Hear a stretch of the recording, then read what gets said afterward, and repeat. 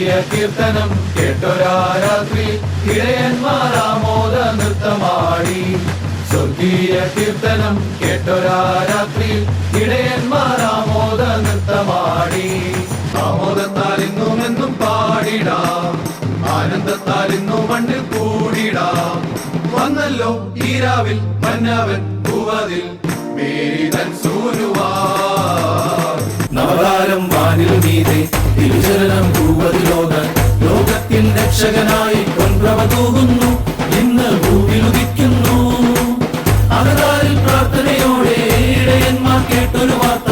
മറിയത്തിൻ മകനായ ഉണ്ണി പിറന്നല്ലോ, ഭൂവിൽ ഉണ്ണി പിറന്നല്ലോ.